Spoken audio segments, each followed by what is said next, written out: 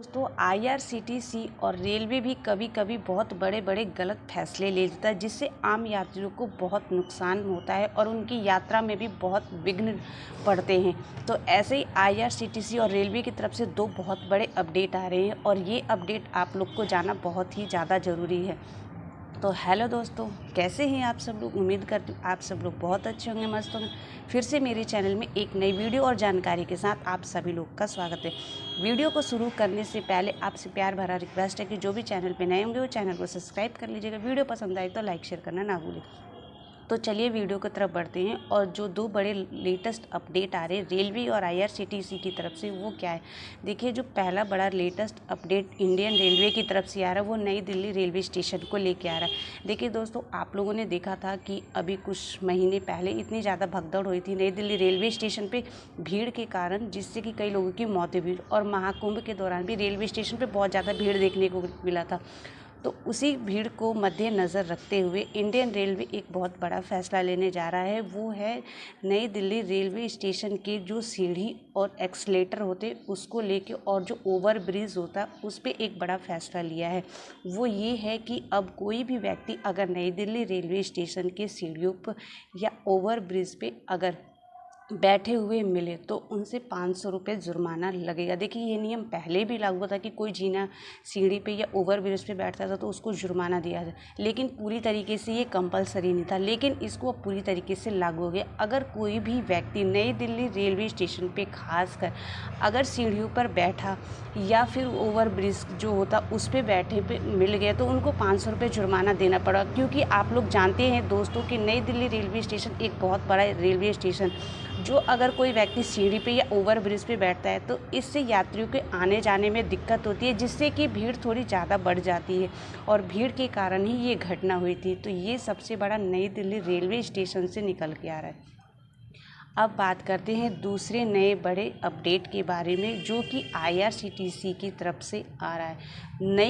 दूसरा बड़ा अपडेट है ना, वो गोंडा से लेकर नई दिल्ली के लिए ना हमसफ़र ट्रेन चला करती थी, जो कि 22 डब्बे वाली होती थी। लेकिन अब इसके रैंक को बदल के और भागलपुर रेल और अजमेर वाली ट्रेनों में इसको कन्वर्ट किया। जो पहले गोंडा से नई दिल्ली के लिए ट्रेन चलती थी उसका ट्रेन नंबर होता था 13423 लेकिन अब इसको कन्वर्ट करके अब भागलपुर से अजमेर के लिए जो ट्रेन चलेगी इसमें इसके रेक को जोड़ दिया गया, जो कि ये 22 डब्बे वाली ट्रेन अब होने वाली है।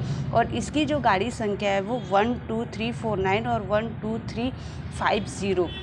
और ये जो ट्रेन होती थी ना दोस्तों, ये पहले जनरल क्लास स्लीपर क्लास की इसमें होती थी, लेकिन अब इस ट्रेन को पूरी तरीके से एसी क्लास कर दिया गया है। मतलब कि ये जो भागलपुर से अजमेर जंक्शन के लिए ट्रेन चलेगी अब इसमें पूरी तरीके से थर्ड एसी क्लास के कोचों को जोड़ दिया गया और इसमें से जो स्लीपर क्लास और एसी क्लास की जो कोचें होती थी वो बिल्कुल पूरी तरीके से हटा दिया गया। देखिए दोस्तों, इसी कारण से जो जनरल क्लास में सफ़र करते थे यात्री और जो स्लीपर क्लास में यात्रा करते थे यात्री, उनको बहुत ही परेशान होना पड़ेगा, क्योंकि इसमें से जनरल क्लास और स्लीपर क्लास के कोचों को बिल्कुल पूरी तरीके से हटा दिया। इनकी टिकट को पूरी तरीके से बंद कर दिया गया। जब रेलवे के अधिकारी से इस पे बात की गई और उनसे पूछा गया कि जब टिकट बुकिंग होती थी इसमें जनरल क्लास की और स्लीपर क्लास की तो लगभग कितना हो जाता, तब उन्होंने जवाब दिया कि जनरल क्लास में लगभग 700 से 800 ट्रेन टिकट बुकिंग हो जाती थी और वहीं स्लीपर क्लास में लगभग 400 से 500 के करीब टिकट बुकिंग होती थी। मतलब 2 से 3 डब्बे स्लीपर क्लास के होते थे। लेकिन अब पूरी तरीके से उन दोनों को बंद कर दिया गया है, जिससे कि यात्री बहुत परेशान हो रहे। और सबसे बड़ी बात ये है दोस्तों कि आप जो ये बात सुनेंगे तो आप हैरान हो जाएंगे। आपने सोचा भी नहीं होगा कि जो ये भागलपुर से अजमेर के लिए जो ये ट्रेन चलती है मात्र एक इकलौती ट्रेन थी इस रूट पे चलने वाली, जिसमें कि पूरी तरीके से अब इसकी जनरल क्लास की और स्लीपर क्लास की कोच को बिल्कुल पूरी तरीके से हटा दिया गया और इसकी टिकट की बुकिंग को भी बंद कर दी और अब इसमें केवल थर्ड एसी के कोच को लगाया गया, जो कि 22 कोच वाली होने वाली है और अब इसको हमसफ़र कोच के नाम से भी चलाया जाएगा। तो देखिए, सबसे बड़ी बात तो ये है कि इस रूट पे चलने वाली एक इकलौती ट्रेन होती थी जो भागलपुर से अजमेर के लिए जाती थी। तो देखिए, सभी लोगों के पास उतना पैसा अफोर्ड नहीं कर सकते कि थर्ड एसी की टिकट बुकिंग करवाए और वो यात्रा करवा सकते, क्योंकि आप लोग लोग जानते हैं कि बहुत सारे ऐसे गरीब यात्री भी होते हैं जो स्लीपर क्लास में जाते हैं या जिनको अर्जेंट में जाना होता है, वो जनरल का टिकट लेके यात्रा करते हैं। तो उनके लिए थर्ड एसी में ट्रेवल करना थोड़ा मुश्किल होगा। तो ये रेलवे की तरफ से बहुत ही बैड न्यूज़ आई है। चलिए मैं आप लोग को ना इसी रूट पे भागलपुर से अजमेर की जाने वाली अप्रैल महीने का ना आप लोग को स्क्रीनशॉट दिखा देती हूँ। इधर आप लोग देख सकते हैं कि अभी भी इसमें कितनी सारी सीटें अवेलेबल है थर्ड एसी होने के कारण।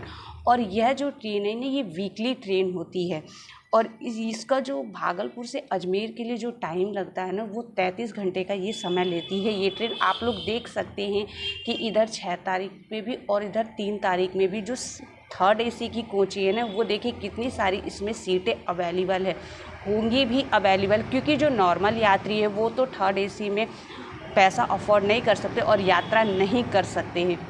तो देखिए ये रेलवे की तरफ से बहुत ही गलत हुआ है। तो अब ये मेरा मानना है कि जो लोग इस रूट पे यात्री जनरल क्लास और स्लीपर क्लास में यात्रा करते हैं, अब वो यात्री कैसे यात्रा करेंगे। कि दोस्तों आप लोग IRCTC ऐप या वेबसाइट पे जाके चेक कर सकते हैं, अप्रैल मई में केवल थर्ड एसी ही आपको सीट दिखाएगा। लेकिन सबसे हैरानी करने वाली बात ये है कि जो आम यात्री है उनको बहुत बड़ी परेशानी होने वाली है, क्योंकि इस ट्रेन में से भागलपुर से अजमेर जो इकलौती इस रूट पे चलने वाली ट्रेन थी, उसमें से जनरल क्लास और स्लीपर क्लास को पूरी तरीके से हटा दिया गया है और उसकी जगह पे हमसफ़र ट्रेन को चालू कर दिया गया। और यही नहीं दोस्तों, इंडियन रेलवे में बहुत सारी ऐसी ट्रेनें हैं जिसमें से धीरे धीरे करके स्लीपर और जनरल की कोचों को हटाया जा रहा है और एसी क्लास की जो कोचों की संख्या है वो धीरे धीरे करके बढ़ाया जा रहा है, जिससे आम यात्रियों को बहुत ही मुश्किलों का सामना करना पड़ा। तो इस पे आप लोगों की क्या राय है? क्या ये जो रेलवे ने ये सही किया या इसकी जगह पर कोई दूसरी और ट्रेन चलानी चाहिए? अपनी राय एक बार कमेंट बॉक्स में ज़रूर बताइएगा। फिर एक नई वीडियो और जानकारी के साथ मिलूँगी। ओके दोस्तों, बाय बाय।